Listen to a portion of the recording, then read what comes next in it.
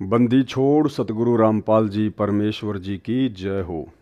सत्साई भाई और बहनों, परमपिता परमेश्वर सतगुरु रामपाल जी भगवान के आशीर्वाद से यथार्थ भक्ति बोध के सरलार्थ के ऊपर वीडियो बन रहे हैं। आज हमारा ये दूसरा वीडियो है और आज के वीडियो में आदरणीय गरीबदास जी महाराज जी की जीवन लीला के ऊपर परमपिता परमेश्वर सतगुरु रामपाल जी ने प्रकाश डाला है और हमने आदरणीय गरीबदास जी महाराज जी की जीवन लीला को बहुत ही ध्यान से पढ़ना चाहिए। पहली बात तो सतगुरु रामपाल जी भगवान ने अपने कर कमलों से लिखा है, इसको पढ़ने से भी हमें पुण्य की प्राप्ति होगी। और दूसरा, किसी भी महापुरुष की जो कि कबीर पंथ से संबंधित है उसकी जीवनी पढ़ने से वैसे भी हम पुण्य के भागी बनते हैं। और ये जीवनी पढ़ना इसलिए भी ज़रूरी है क्योंकि तीनों समय की जो आरतियां हैं उनमें ज़्यादातर वाणियां आदरणीय गरीबदास जी महाराज जी की ही हैं। तो वीडियो शुरू करने से पहले परम पूज्य सतगुरु रामपाल जी परमेश्वर जी से आशीर्वाद प्राप्त करते हैं, उनका जयकारा लगाते हैं। बंदी छोड़ सतगुरु रामपाल जी परमेश्वर जी की जय हो।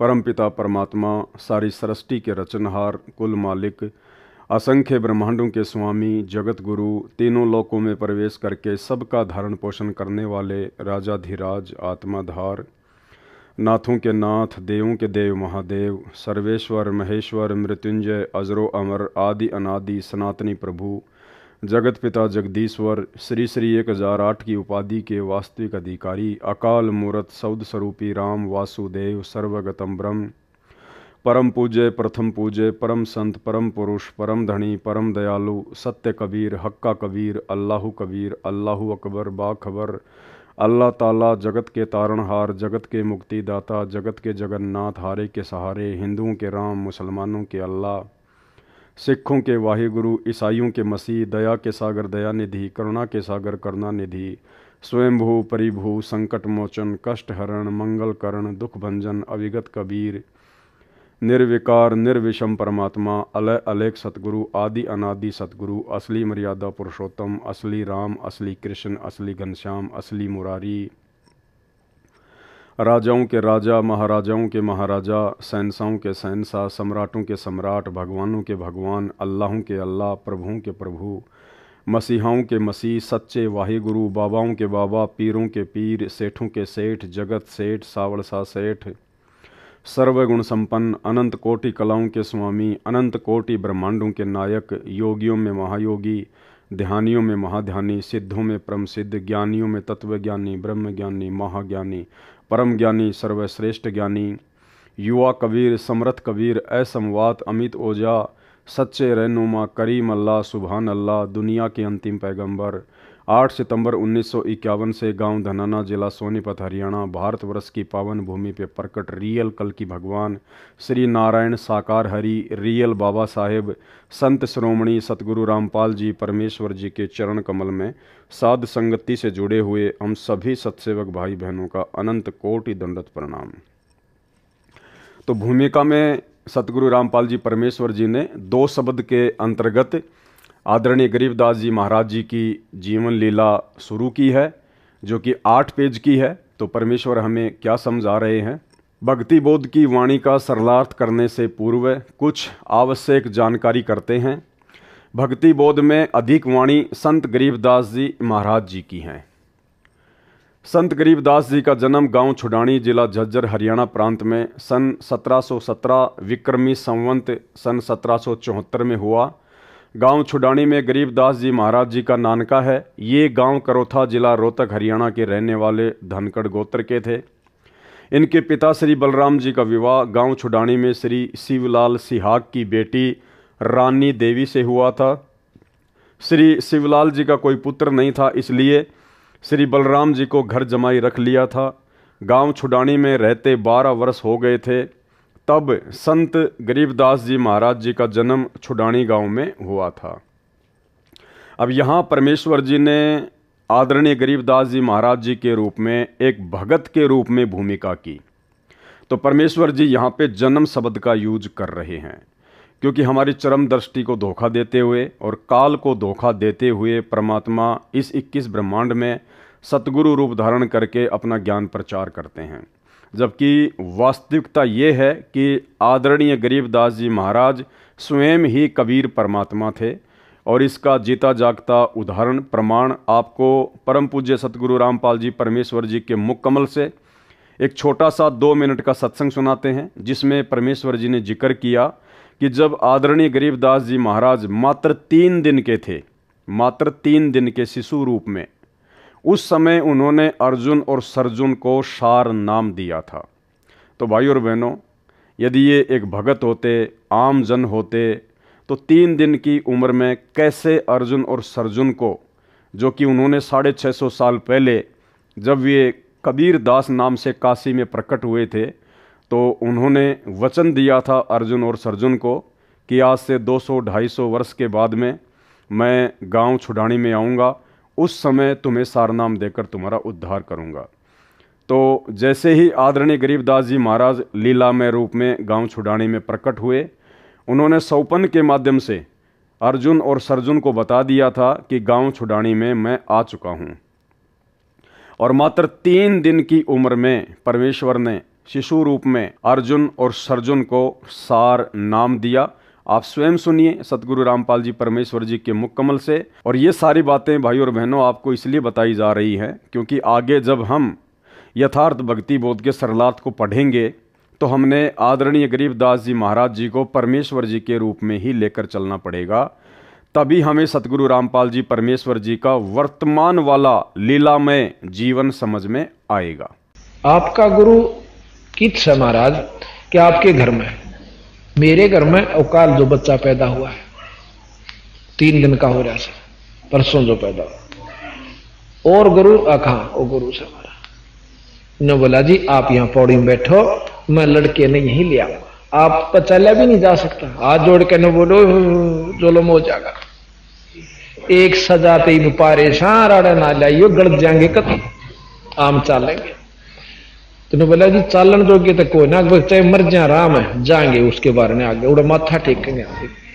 एक 2 या नो पकड़े, 2 या वो पकड़ा, उन लच ले गए बेचारे नो किता किता पाटक दे नो टूटे टूटे से गोडे जाकर उस जहां माता रानी नाम था महाराज जी की माता जी का, जहां माता रानी और बच्चा महाराज बंदी छोड़ लेटे हुए थे उस कमरे में जाकर और छोड़ दिए। इन्हें बोले तुम बाहर हो जाओ।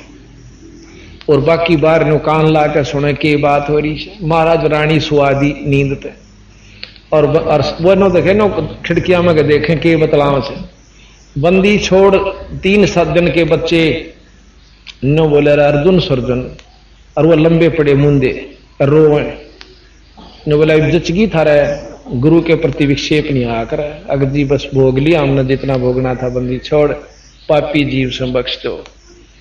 न बोला आज के बाद प्रण कर लो, कभी भी गुरु के प्रति विक्षेप नहीं लाना। गुरु मानस कर जानते वह नरकइये अंध, महादुखी संसार में आग यम के फल। न बोला बैठे हो, महाराज की शक्ति तो वो एकदम नो बैठे हो गए। न बोला नाम लो, उपदेश दिया और भजन करोगे, भजन किया और जाओ मुक्त हो जाओगे। इतना कह के उसने ठाकर बलराम जी उनके पौड़ी में ले आए। 2-3 दिन वहां डटे, उसी समय शरीर त्याग कर सतलोक। गांव छुड़ानी में रहते 12 वर्ष हो गए थे तब संत गरीबदास जी महाराज जी का जन्म हुआ था। श्री शिवलाल जी के पास 2500 बीघा, बड़ा बीघा जो वर्तमान के बीघा से 2.75 बड़ा होता था, जमीन थी, जिसके वर्तमान में 1400 एकड़ जमीन बनती है। उस सारी जमीन के वारिस श्री बलराम जी हुए तथा उसके पश्चात उनके इकलौते पुत्र संत गरीबदास जी उस सारी जमीन के वारिस हुए।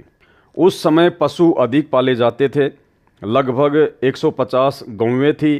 बलराम जी रखते थे। उनके चराने के लिए अपने पुत्र गरीबदास जी के साथ अन्य कई चरवा, पाली, गवाले किराए पर ले रखे थे। वे भी गौओं को खेतों में चराने के लिए ले जाया करते थे। जिस समय संत गरीबदास जी 10 वर्ष की आयु के हुए, वे गायों को चराने के लिए नला नामक खेत में गए हुए थे। फाल्गुन मास को सुदी द्वादशी के दिन लगभग 10 बजे परम अक्षर ब्रह्म एक जिंदा महात्मा के वेश में मिले। कवारी गाय का दूध पिया, जिंदा वेशधारी परमात्मा से ग्वालों ने दूध पीने का आग्रह किया तो परमेश्वर ने कहा कि मैं कंवारी गाय का दूध पीऊँगा। गरीबदास बालक ने एक बछिया जिसकी आयु 1.5 वर्ष की थी जिंदा बाबा के पास लाकर खड़ी कर दी। परमात्मा ने बछिया की कमर पर आशीर्वाद भरा हाथ रख दिया। बछिया के स्तन लंबे लंबे हो गए।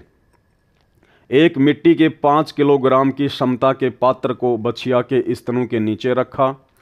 स्तनों से अपने आप दूध निकलने लगा। मिट्टी का पात्र भर जाने पर दूध निकलना बंद हो गया।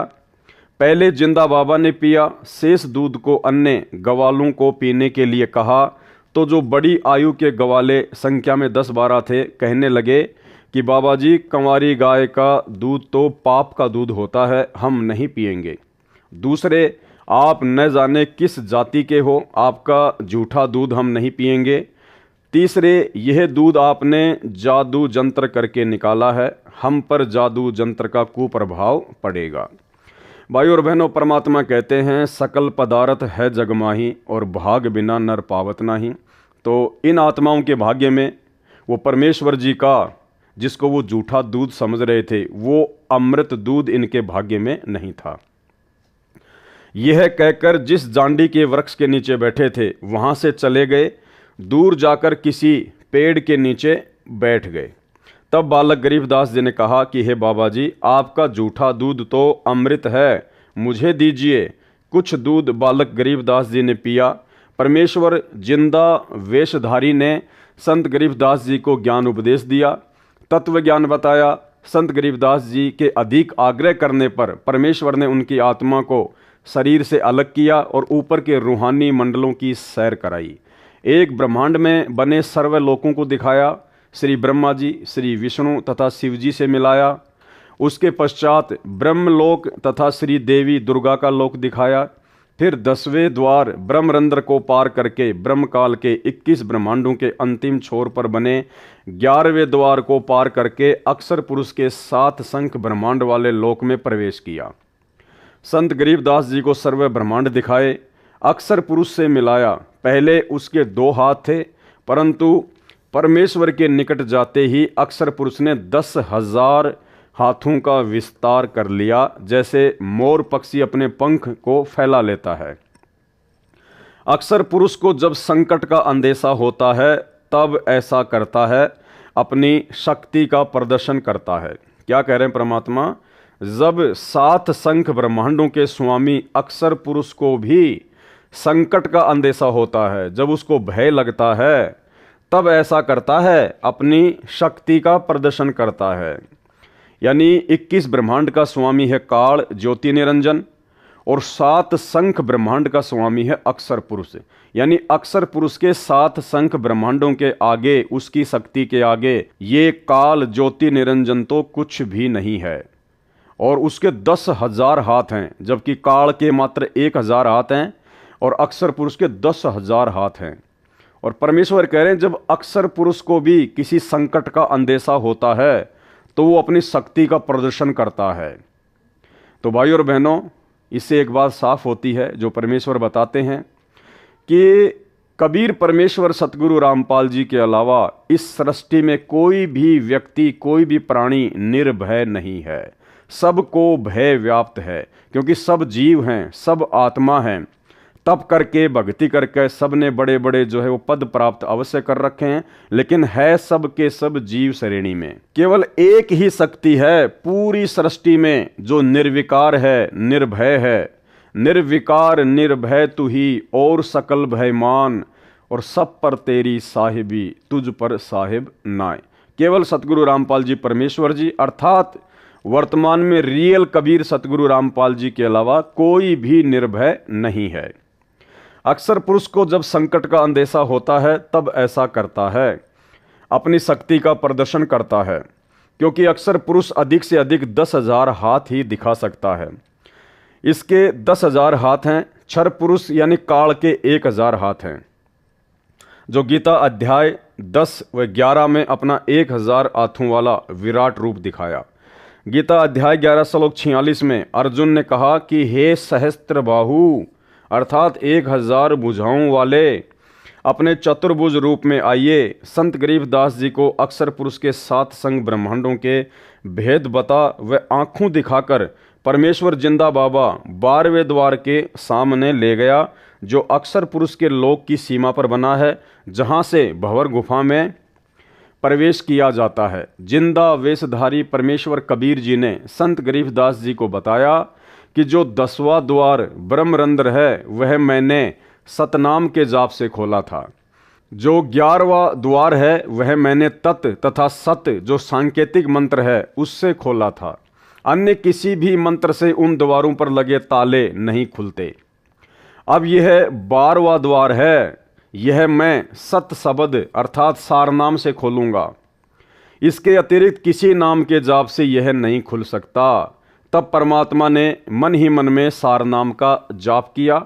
ये केवल परमेश्वर जी ने मात्र आप और हमें बताने के लिए कि सतलोक में प्रवेश करने के लिए सार नाम की कमाई अति आवश्यक है, और सार नाम की कमाई से ही 12वां द्वार खुल सकता है, जहाँ से हम सतलोक में प्रवेश करते हैं। और किसी भी नकली नाम से, नकली मंत्र से 12वां द्वार, 10वां द्वार या 11वां द्वार नहीं खुलता है। तब परमात्मा ने मन ही मन में सार नाम का जाप किया, 12वां द्वार खुल गया और परमेश्वर जिंदा रूप में तथा संत गरीबदास जी की आत्मा भंवर गुफा में प्रवेश कर गए। फिर सतलोक में प्रवेश करके उस श्वेत गुम्बज के सामने खड़े हो गए, जिसके मध्य में सिंहासन, उर्दू में तख्त कहते हैं, उसके ऊपर तेजो में श्वेत नर रूप में परम अक्षर ब्रह्म जी विराजमान थे, जिनके एक रोम अर्थात शरीर के बाल से इतना प्रकाश निकल रहा था जो करोड़ सूर्यों तथा इतने ही चांदों से मिले जुले प्रकाश से भी अधिक था। इससे अंदाजा लग जाता है कि उस परम अक्षर ब्रह्म सत्य पुरुष जी के संपूर्ण शरीर की कितनी रोशनी होगी। सतलोक स्वयं भी हीरे की तरह प्रकाशमान है। उस प्रकाश को जो परमेश्वर जी के पवित्र शरीर से तथा उसके अमर लोक से निकल रहा है, केवल आत्मा की आंखों से अर्थात दिव्य दृष्टि से ही देखा जा सकता है, चरम दृष्टि से नहीं देखा जा सकता। फिर जिंदा बाबा अपने साथ बालक गरीबदास जी को लेकर उस सिंहासन के निकट गए तथा वहां रखे चवर को उठाकर तख्त पर बैठे परमात्मा के ऊपर डुराने चलाने लगे। बालक गरीबदास जी ने विचार किया कि यह है परमात्मा और यह बाबा तो परमात्मा का नौकर है, सेवक है, जो मुझे अपने साथ नीचे से ऊपर लेके आया है। उसी समय तेजोमय शरीर वाला प्रभु सिंहासन त्याग कर खड़ा हो गया, जिसको गरीबदास जी परमात्मा समझ रहे थे, जो सिंहासन पर बैठा हुआ था तेजोमय रूप में, वो सिंहासन से खड़ा हो गया और जिंदा बाबा के हाथ से चवर ले लिया और जिंदा बाबा को सिंहासन पर बैठने का संकेत किया। जिंदा वेशधारी प्रभु असंख्य ब्रह्मांडों के मालिक के रूप में सिंहासन पर बैठ गए। पहले वाला प्रभु जिंदा बाबा पर चवर करने लगा। संत गरीबदास जी विचार कर ही रहे थे कि इनमें परमेश्वर कौन है। इतने में तेजों में शरीर वाला प्रभु जिंदा बाबा वाले शरीर में समा गए, दोनों मिलकर एक हो गए। भाई और बहनों, ये जो भ्रमणा है गुरु और परमात्मा को अलग अलग मानने की, ये आदरणीय गरीबदास जी महाराज जी की इस जीवनी से आप और हमारे दिलो दिमाग से हट जानी चाहिए, मिट जानी चाहिए। परमेश्वर का काम परमेश्वर ही कर सकते हैं। परमात्मा का काम सतलोक से आके कोई आम प्राणी, कोई आम जीव नहीं कर सकता। परमात्मा कहते हैं जिसका काम उसी को साजे और करे तो मूर्ख बाजे। आज से पहले परमेश्वर ने हमें जितने भी उदाहरण दिए हैं, चाहे वो आदरणीय धर्मदास जी का जीवन हो, गरीबदास जी का हो, मलुकदास जी का हो, दादू जी का हो, नानक जी का हो, सबकी जीवन लीला में एक घटना बिल्कुल कॉमन रही है। क्या? वो कबीर परमात्मा स्वयं ही सतलोक से एक जिंदा महात्मा का रूप बनाकर, एक संत का रूप बनाकर या सतगुरु का रूप धारण करके नीचे आकर ज्ञान देता है, अच्छी आत्माओं को मिलता है। आदरणीय धर्मदास जी को भी परमात्मा ने यही कहा कि भाई मैं तो परमात्मा का भेजा हुआ नौकर हूँ, मैं तो परमात्मा का भेजा हुआ दास हूँ, आप लोगों को समझाने के लिए आया हूँ। ये नहीं कहा कि मैं खुद ही कबीर परमात्मा हूँ, मैं खुद ही सत्य पुरुष हूँ। यही लीला आदरणीय गरीबदास जी महाराज जी के साथ हुई, जिंदा महात्मा के रूप में आदरणीय गरीबदास जी महाराज जी को मिले। यही लीला उन्होंने दादू जी के साथ में की और नानक जी को भी बेई नदी पर जिंदा महात्मा के रूप में ही मिले और परमेश्वर का दास बताया, परमेश्वर का प्रतिनिधि बताया, नौकर बताया। और भाई बहनों, उसके बाद में जब वे महापुरुष उस जिंदा महात्मा के साथ में, जिसको वो मात्र एक बाबा समझ रहे थे, संत समझ रहे थे, परमात्मा का भेजा हुआ कोई दूत समझ रहे थे, जब वे सभी आत्माएं सतलोक देखने के लिए उनके साथ में जाती हैं, तो सबके साथ में यही लीला होती है, यही घटना घटित होती है। वहां जाते ही उन सब आत्माओं की चौंध टूट जाती है, उनका भ्रम निवारण हो जाता है। जब वे नीचे से ऊपर जाते हैं जिंदा बाबा के साथ में, और जब वे सतलोक में प्रवेश करते हैं, सिंहासन के पास जाते हैं, तो पहले से ही उनको परमेश्वर अपने किसी अन्य रूप में सिंहासन पर तेजोमय रूप में, नूरी रूप में बैठे हुए मिलते हैं। और जब वो आत्मा उनको देखती है, उनके नूर को, क्योंकि सतलोक में जाते ही ऑटोमेटिक हमारे को परमेश्वर जी के आशीर्वाद से दिव्य दृष्टि प्राप्त हो जाती है। हम इस चरम दृष्टि से उस परमेश्वर को नहीं देख सकते, इसलिए सतलोक में जाते ही परमात्मा हमें दिव्य दृष्टि दे देते हैं। तो गरीबदास जी ने देखा कि भगवान तो ये है, परमात्मा तो ये है जो सिंहासन पर बैठा हुआ है, और इनके शरीर में इतना तेज, 1 करोड़ सूरज और 1 करोड़ चांदों की रोशनी यदि इनके एक बाल से तुलना की जाए, तो परमेश्वर के बाल की चमक, नूर, आभा उन 1 करोड़ सूर्य और 1 करोड़ चंद्रमाओं के प्रकाश से भी ज्यादा है, और शीतल, मन को आनंद देने वाली। तो उन सभी भक्तों ने ये सोचा, सभी आत्माओं ने यही सोचा कि परमात्मा तो ये है, और ये जो जिंदा बाबा है ना, जो मेरे साथ आया है, जो मुझे अपने साथ में लेकर आया है, ये तो इसका कोई नौकर है यहाँ का। और फिर वो देखते हैं कि नीचे से जो जिंदा बाबा मुझे लेकर आया है, वो एक चवर उठाता है और पहले से सिंहासन पर बैठे हुए नूरी शरीर वाले परमात्मा के ऊपर चवर करने लगता है। तो उन आत्माओं को दृढ़ विश्वास हो जाता है कि भाई वास्तव में परमात्मा तो यही है जो सिंहासन पर बैठा हुआ है, और जो नीचे से मुझे लेके आया है ये तो इनका नौकर है, इनका सेवक है जिंदा बाबा तो। लेकिन कुछ ही समय बाद में वो क्या देखते हैं कि सिंहासन पर जो बैठा हुआ था नूरी शरीर वाला परमात्मा, वो खड़ा होता है और जिंदा बाबा के हाथ से चवर ले लेता है, और जिंदा बाबा से प्रार्थना करता है, हाथ जोड़कर उनको संकेत करता है कि आप सिंहासन पर बैठिए। और वो जिंदा बाबा सिंहासन पर बैठ जाता है, असंख्य ब्रह्मांडों के स्वामी के तख्त पर, सिंहासन पर, गद्दी पर। और वो तेजों में नूरी शरीर वाला परमात्मा जिंदा बाबा के ऊपर चवर करने लगता है। उसके बाद वो आत्मा भ्रम में पड़ जाती है, जो नीचे से जाती है, कि भाई परमात्मा पहले वाला था या परमात्मा ये है। जब वो आत्मा ये सोच ही रही होती है, उसी समय वो तेजों में शरीर जो जिंदा बाबा पे चवर कर रहा होता है, वो जिंदा बाबा के अंदर समा जाता है, और अकेले वो जिंदा बाबा ही असंख्य ब्रह्मांडों के स्वामी के सिंहासन पर विराजमान रहते हैं। उसके बाद उस आत्मा का भ्रम निवारण हो जाता है कि नीचे जो जिंदा बाबा मुझे मिले थे, जो मुझे नीचे से ऊपर लेके आए हैं, ये तो स्वयं ही परमात्मा है, असंख्य ब्रह्मांडों के स्वामी है। ये कोई 2 रूप नहीं है, ये किसी का नौकर नहीं है। भाई बहनों, यही घटना आदरणीय धर्मदास जी के साथ में घटी, यही घटना आदरणीय गरीबदास जी के साथ में घटी, यही घटना आदरणीय दादू जी के साथ में घटी, यही घटना आदरणीय मलुकदास जी और गीसा संत जी के साथ में घटी, और यही घटना आदरणीय नानक जी के साथ में घटी। और भाइयों और बहनों, इस घटना के माध्यम से परमात्मा आप और हमें समझाना चाहते हैं, क्योंकि ये सारी की सारी लीला, ये गरीबदास जी को निमित्त बनाना, गरीबदास जी के माध्यम से ये सदग्रंथ साहिब लिखवाना, ये प्रमाण देना, ये सारी की सारी बातें भाई और बहनों केवल आप और हम बिचली पीढ़ी वाले मंद बुद्धि भक्तों को ये यकीन दिलाने के लिए परमात्मा ने घटित की, ताकि अब हम इन सभी प्रमाणों को देखकर, इन लीलाओं को देखकर, इन घटनाओं को देखकर हम सहज में और आसानी से बिना किसी अपने गुरुदेव भगवान को परेशानी दिए समझ जाएं कि हमारे गुरुदेव भगवान स्वयं कबीर परमात्मा हैं। ये स्वयं असंख्य ब्रह्मांडों के स्वामी हैं, कबीर देव हैं, जो अनेक रूप धारण करके अनेक ब्रह्मांडों में अपनी लीला करते रहते हैं, जो तीनों लोकों में प्रवेश करके सबका धारण पोषण करते रहते हैं।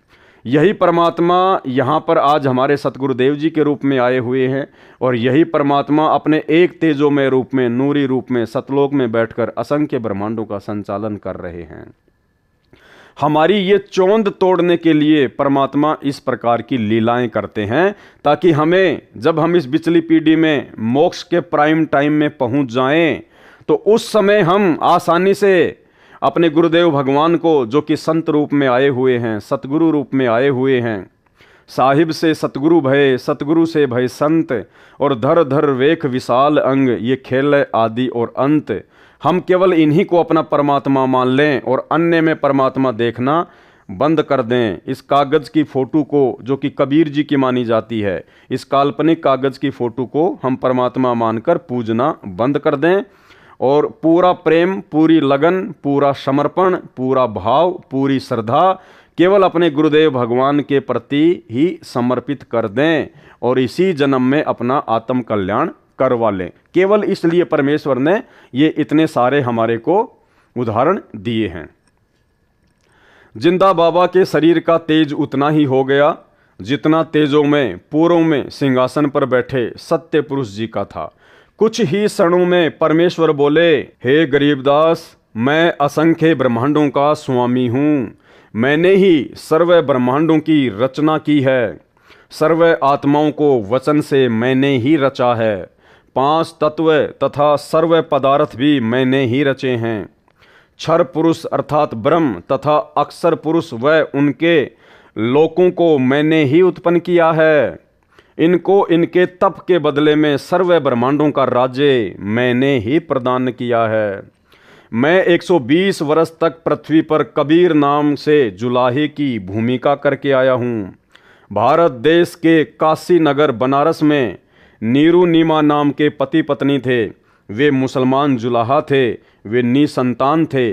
ज्येष्ठ सुधी पूर्णमासी की सुबह ब्रह्म मुहूर्त में लहर तारा नामक सरोवर में काशी के बाहर जंगल में मैं नवजात शिशु का रूप धारण करके कमल के फूल पर लेटा था। मैं अपने इसी स्थान से गति करके गया था। नीरू जुलाहा तथा उसकी पत्नी प्रतिदिन उसी तालाब पर स्नानार्थ जाया करते थे, नहाने के लिए जाया करते थे। उस दिन मुझे बालक रूप में प्राप्त करके अत्यंत खुश हुए, मुझे अपने घर ले गए।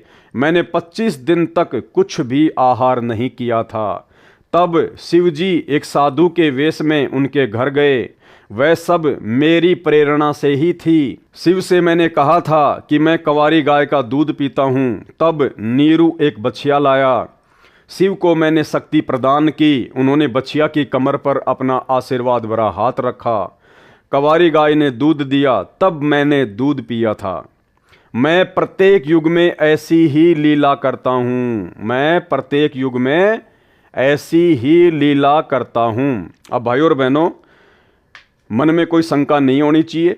ये बात सुनकर जो यहाँ लिखी हुई है, परमेश्वर कह रहे हैं कि मैं प्रत्येक युग में ऐसी ही लीला करता हूँ। जब मैं शिशु रूप में प्रकट होता हूँ तो मैं कंवारी बछिया का ही दूध पीता हूँ। एक निसंतान दंपत्ति मुझे घर लेकर आ जाती है, मेरा पालन पोषण करती है।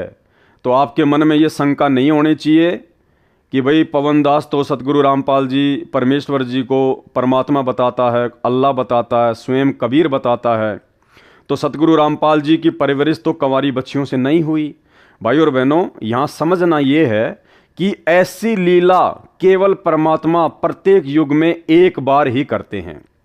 जैसे सतयुग में परमात्मा ना जाने कितनी बार आए, कितनी बार सतलोक गए, लेकिन पूरे सतयुग में केवल परमेश्वर ने शिशु वाली जो लीला थी, कंवारी गाय से जो दूध पीने वाली लीला थी, वो केवल एक बार ही की। उसके बाद में द्वापर में परमेश्वर आए मुनिंदर ऋषि के रूप में।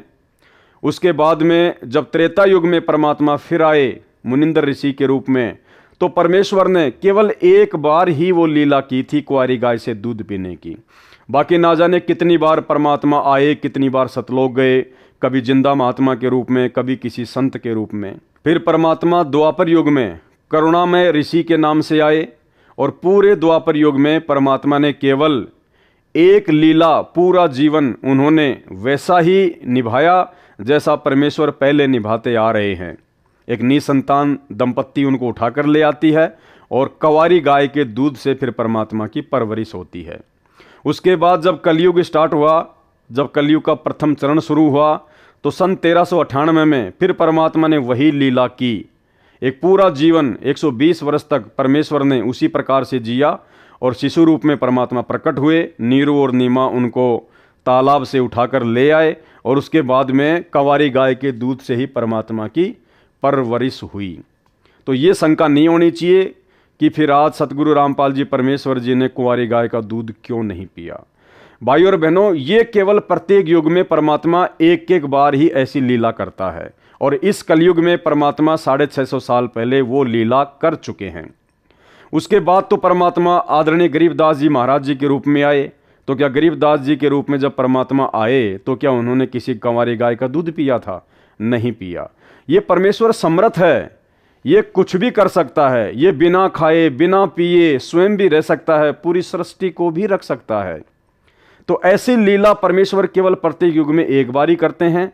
और वो क्यों करते हैं? क्योंकि वेदों में परमात्मा ने अपनी महिमा लिखी है, अपनी पहचान बताई है, ताकि आसानी से साधक परमेश्वर को पहचान लें कि हाँ, भगवान ऐसी ही लीला किया करता है। जब भगवान धरती पर शिशु रूप में प्रकट होता है तो परमात्मा कुंवारी गाय से ही अपनी परवरिश करवाता है, उसी का दूध पीता है।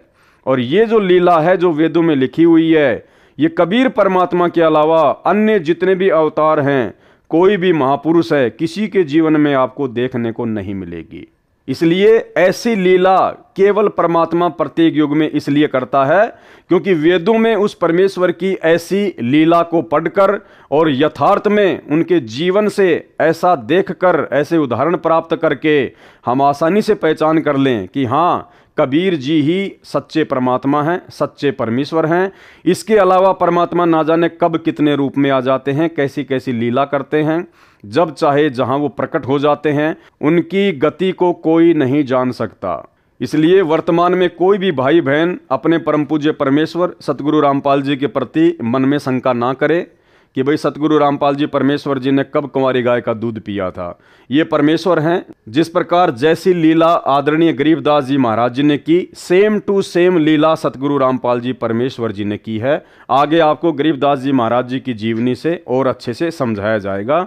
इसलिए दास बार बार कह रहा है कि आदरणीय गरीबदास जी महाराज जी के जीवन को समझना हम भक्तों के लिए बहुत ज़्यादा आवश्यक है, क्योंकि गरीबदास जी महाराज जी की जीवन लीला को समझे बिना हम सतगुरु रामपाल जी परमेश्वर जी की जीवन लीला को नहीं समझ पाएंगे। जब मैं शिशु रूप में प्रकट होता हूं तब कंवारी गायों से मेरी परवरिश की लीला हुआ करती है। हे गरीबदास, चारों वेद मेरी महिमा का गुणगान करते हैं। वेद मेरा भेद है, मैं ना वेदन के माही, जौन वेद से मैं मिलूं वह वेद जानते नाही। ऋग्वेद मंडल 9 सूक्त 1 मंत्र 9 में लिखा है कि जब परमेश्वर शिशु रूप में पृथ्वी पर प्रकट होते हैं तो उनकी परवरिश की लीला कंवारी गायों द्वारा होती है।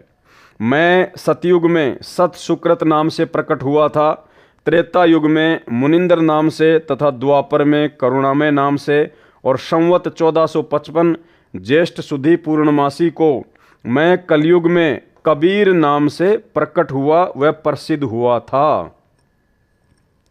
ये सब प्रसंग सुनकर संत गरीबदास जी ने कहा कि परवरदिगार, यह ज्ञान मुझे कैसे याद रहेगा।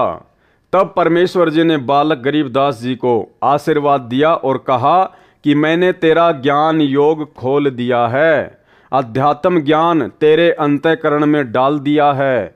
अब आप असंख्य युगों के पहले से लेकर वर्तमान तथा भविष्य का ज्ञान भी याद रखोगे।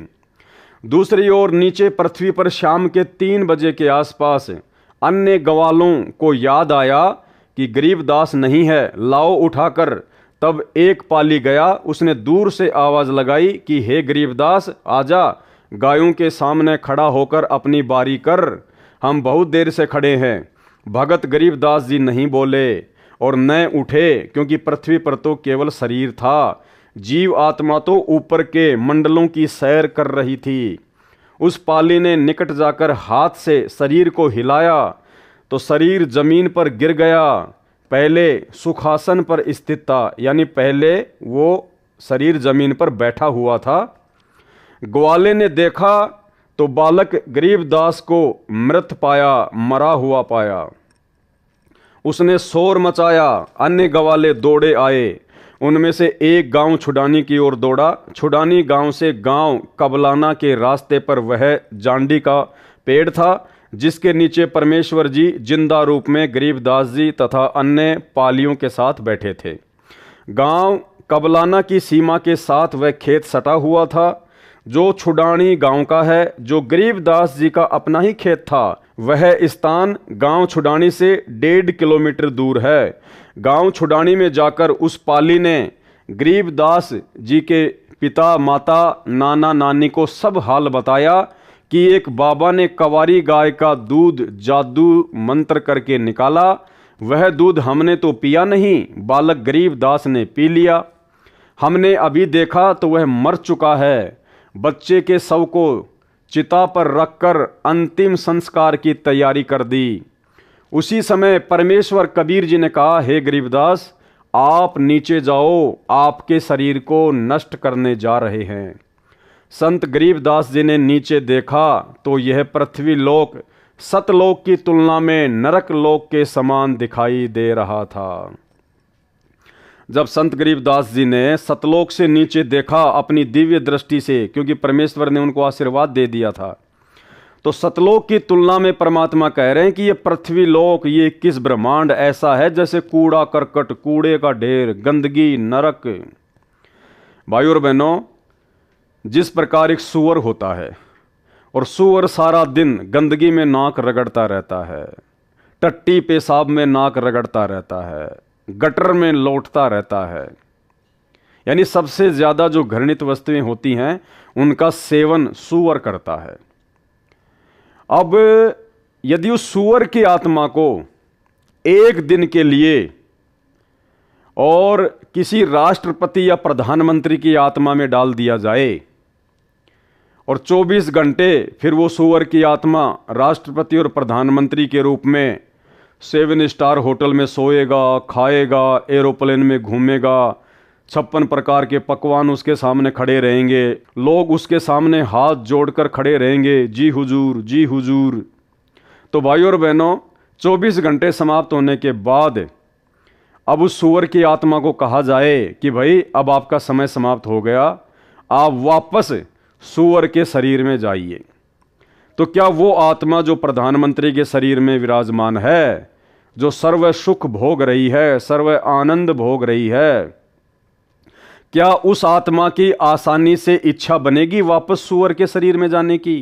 क्योंकि जब वो प्रधानमंत्री के शरीर से और सूअर वाली स्थिति को देखेगा, उस जगह को देखेगा, गटर को देखेगा, टट्टी पेशाब को देखेगा, गंदगी को देखेगा, तो उसकी इच्छा नहीं बनेगी कि मैं इस शरीर से निकलकर सूअर के शरीर में चला जाऊं। तो भाइयों और बहनों, ठीक इसी प्रकार सतलोक की तुलना में ये पृथ्वी लोक परमेश्वर ने ऐसा बताया जैसे नरक, नरक यानी सबसे गंदा स्थान। संत गरीबदास जी ने नीचे को देखा तो यह पृथ्वी लोक सत्य लोक की तुलना में नरक लोक के समान दिखाई दे रहा था। संत गरीबदास जी ने कहा, हे प्रभु, मुझे नीचे मत भेजो, यहीं पर रख लो। तब सत्य पुरुष कबीर जी ने कहा कि आप पहले भक्ति करोगे, जो साधना मैं तुम्हें बताऊंगा, उस भक्ति की कमाई शक्ति से फिर यहाँ स्थायी स्थान प्राप्त करोगे। सामने देख, वह तेरा महल है जो खाली पड़ा है। अर्थात भाइयों और बहनों, आदरणीय गरीबदास जी महाराज जी को निमित्त बनाकर परमेश्वर कबीर जी अर्थात सतगुरु रामपाल जी परमेश्वर आप और हम आत्माओं को चेताना चाहते हैं, जागृत करना चाहते हैं। हम सोई हुई आत्माओं को जगाना चाहते हैं कि तुम कहाँ नरक में पड़े हो, इस झोपड़ी में पड़े हो। गरीबदास जी को निमित्त बनाकर परमेश्वर हमें क्या कह रहे हैं कि सामने देख, तेरा महल घर नहीं, महल।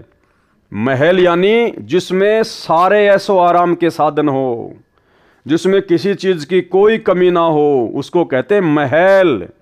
सामने देख, वह तेरा महल है जो खाली पड़ा है। और सतलोक में हमारे जो महल हैं भाई और बहनों, वो कोई मिट्टी, ईंट और पत्थर के बने नहीं हैं। हीरे, मोती, लाल, पन्ने, बहुमूल्य जवाहरात, उनसे बने हुए हैं। और परमेश्वर ने एक सत्संग में बताया कि सतलोक में जो आपके महल हैं, जो खाली पड़े हैं वर्तमान में, उनका व्यास, उनका क्षेत्रफल, उनकी लंबाई चौड़ाई कितनी है? जितनी ये पृथ्वी है। ये पृथ्वी देख लो कितनी बड़ी है, जिसके ऊपर 7 समुंदर, लगभग 300 के आसपास बड़े बड़े देश हैं। जितनी बड़ी ये पूरी पृथ्वी है, इससे भी बड़े बड़े सतलोक में आप और हमारे महल हैं। क्योंकि वहां पर हमारा जो शरीर होता है वो 16 सूर्य जितना तेजोमय होता है, तो लंबाई चौड़ाई भी उसी आकार में होगी हमारी। इसलिए परमात्मा कह रहे हैं कि सतलोक में आपके मकान खाली पड़े हुए हैं।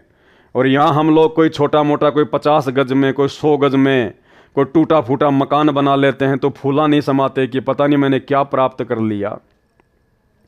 सामने देख, वह तेरा महल है जो खाली पड़ा है।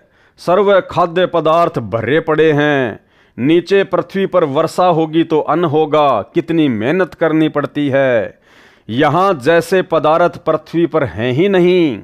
आप नीचे जाओ, प्रथम मंत्र मैंने तुझे दे दिया है, फिर सत्य नाम भी तुझे प्रदान करने आऊंगा। यह सतनाम 2 अक्षर का होता है, एक ओम अक्षर, दूसरा तत्, ये सांकेतिक है। फिर कुछ समय उपरांत तुझे सार नाम दूंगा। इन सर्व नामों प्रथम, दूसरा तथा तीसरा की साधना करके ही तू यहाँ आ सकेगा। अर्थात हम भगत भाई बहन इन तीनों मंत्रों की साधना मर्यादा में आजीवन रहकर ही सतलोक जा सकते हैं। मैं हरदम भगत के साथ रहता हूं। परमात्मा क्या कह रहे हैं कि मैं हरदम भगत के साथ रहता हूं। यानी भाई और बहनों, यदि हम मर्यादा में हैं और अपने गुरु को परमात्मा मान चुके हैं, परमेश्वर मान चुके हैं, और गुरु को परमात्मा मानने का सबसे पहला जो मापदंड है वो यही है कि अपने गुरु जी के अलावा आपने किसी और में परमात्मा को देखना बंद करना होगा। आपने अपने गुरु भगवान के अलावा किसी और को दंडवत करना बंद करना होगा।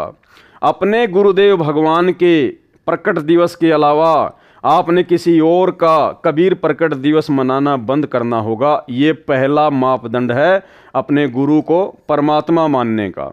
और जब हम अपने गुरु को परमात्मा मान लेंगे, उसके बाद क्या कह रहे हैं परमात्मा? मैं हरदम भगत के साथ रहता हूं, तू चिंता मत करना, अब आप शीघ्र जाइए।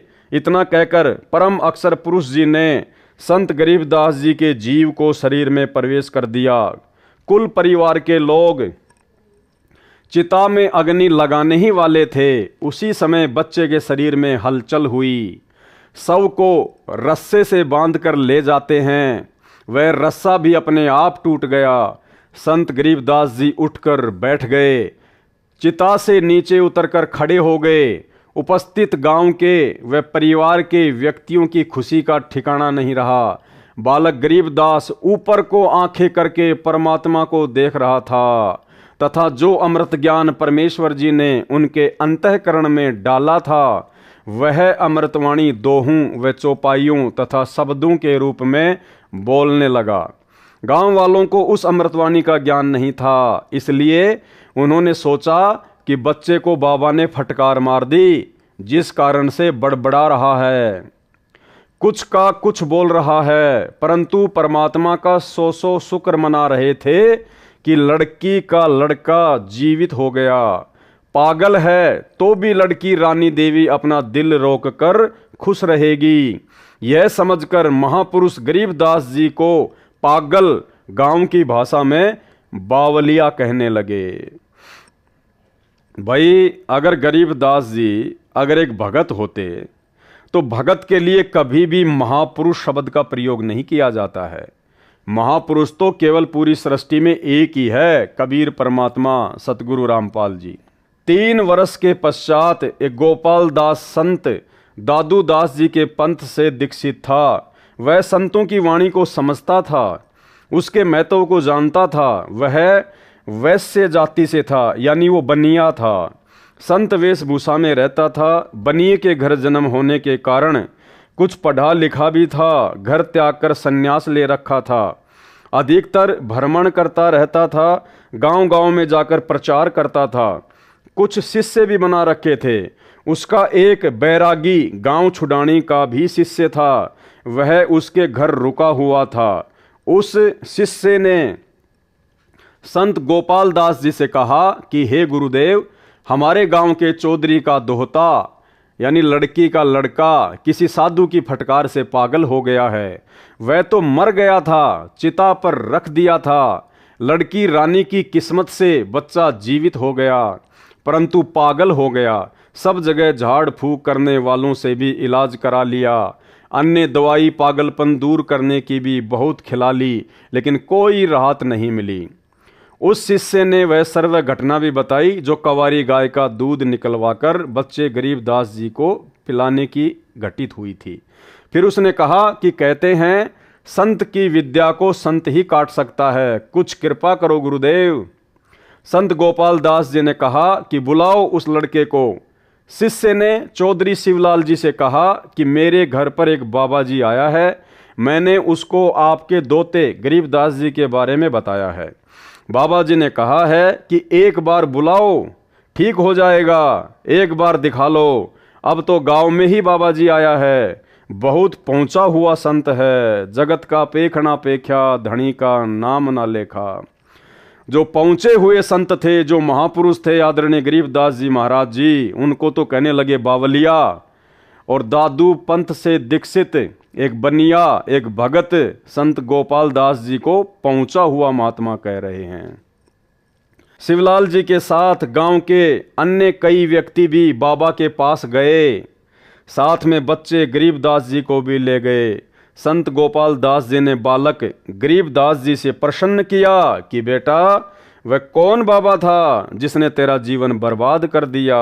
प्रिय पाठकों से यहाँ पर यह बताना अनिवार्य है कि संत गोपाल दास जी संत दादू दास जी के पंथ से दीक्षित थे। संत दादू जी को भी संत गरीबदास जी की तरह 7 वर्ष की आयु में बाबा जिंदा के वेश में परमेश्वर कबीर जी मिले थे। दादू जी संत को भी परमेश्वर शरीर से निकालकर सत्यलोक लेकर गए थे। संत दादू जी 3 दिन रात अचेत अवस्था में रहे थे। तीसरे दिन वापस सचेत हुए तो कहा था कि मैं परमेश्वर कबीर जी के साथ अमर लोक गया था। वह आलम बड़ा कबीर है, वह सबको रचने वाला है, सर्व सृष्टि का रचनहार है। कहा कि जिन मौकों निज नाम दिया, सो ही सतगुरु हमार, दादू दूसरा कोई नहीं, कबीर सिरजनहार। दादू नाम कबीर की, जय कोई लेवे ओट, उनको कभू लागे नहीं, काल बजर की चोट। अब ही तेरी सब मिटे, काल कर्म की पीड़, श्वास उसास सुमर ले, दादू नाम कबीर। केहरी नाम कबीर का, विषम काल गजराज, दादू भजन प्रताप से, भाग्य सुनत आवाज। इस प्रकार दादू जी के ग्रंथ में वाणी लिखी है। गोपाल दास इस बात को जानता था कि दादू जी को बूढ़ा बाबा के रूप में परमात्मा मिला था। दादू जी मुसलमान तेली था, इसलिए मुसलमान समाज कबीर का अर्थ बड़ा करता है, जिस कारण से काशी वाले जुलाहे कबीर को नहीं मानते। दादू पंथी कहते हैं कि कबीर का अर्थ है बड़ा भगवान, अल्लाहु कबीर, अल्लाह अकबीर कहते हैं। इसी प्रकार श्री नानक देव जी सुल्तानपुर शहर के पास बह रही बेई नदी में स्नान करने गए। परमात्मा जिंदा बाबा के रूप में उस समय मिले थे। उनको भी 3 दिन तक अपने साथ रखा था। सचखंड यानी सतलोक लेकर गए थे, फिर वापस छोड़ा था। एक अब्राहिम सुल्तान अधम नाम का बलक बुखारे शहर का राजा था, इराक देश का रहने वाला था। उसको भी परमात्मा जिंदा बाबा के रूप में मिले थे, उसका भी उद्धार कबीर परमेश्वर जी ने किया था। संत गोपाल दास ने बच्चे गरीबदास जी से प्रश्न किया था कि तेरे को कौन बाबा मिला था जिसने तेरा जीवन बर्बाद कर दिया। संत गरीबदास जी ने उत्तर दिया था कि हे महात्मा जी, जो बाबा मुझे मिला था उसने मेरा कल्याण कर दिया, मेरे जीवन को आबाद कर दिया, वह पूर्ण परमात्मा है।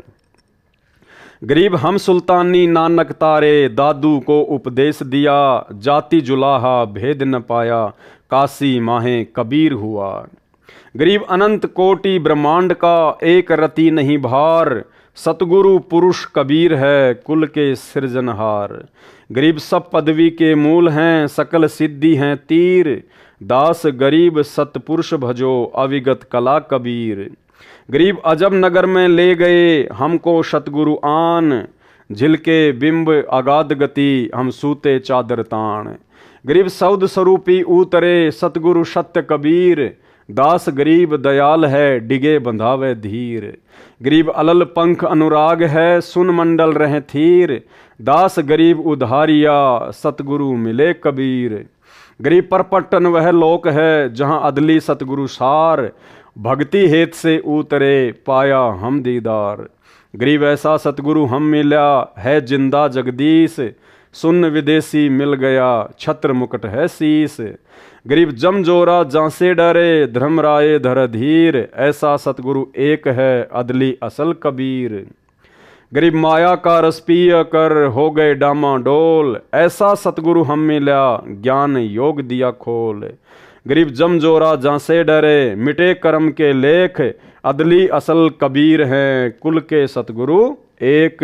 संत गरीबदास जी को कौन मिला था? बाबा जी को उसका परिचय दिया, जो ऊपर लिखी वाणी से स्पष्ट होता है कि जिस परमेश्वर कबीर जी ने हम सबको संत गरीबदास, संत दादूदास, संत नानक देव तथा राजा अब्राहिम सुल्तानी आदि आदि को पार किया, वह भारतवर्ष के काशी शहर में कबीर जुलाहा नाम से प्रसिद्ध हुआ। वह अनंत कोटि ब्रह्मांडों का सर्जनहार है, वह मुझे मिला था। यह उपरोक्त वाणी बोलकर संत गरीबदास 13 वर्षीय बच्चा चल पड़े।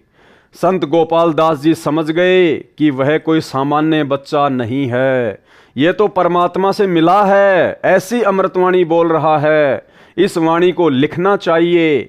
यह विचार करके बालक गरीबदास के पीछे पीछे चल पड़ा और कहने लगा, हे गांव वालों, ये बालक पागल नहीं है, तुम पागल हो। ये क्या बोल रहा है तुम समझ नहीं सके। मुझे पता चला है यह बच्चा तो अवतार है प्रभु का, इसको तो जिंदा बाबा के रूप में स्वयं भगवान मिले थे। इसी प्रकार हमारे पूज्य दादू साहिब जी को भी मिले थे।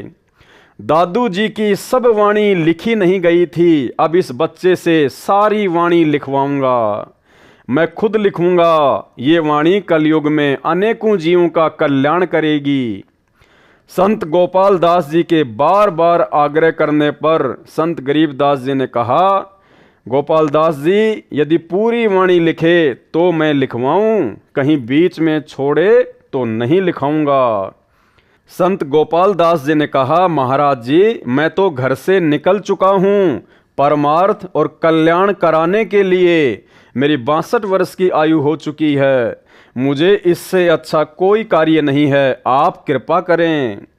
तब संत गरीबदास जी तथा संत गोपाल दास जी बेरी के बाग में एक जांडी के नीचे बैठकर वाणी को लिखवाने लगे।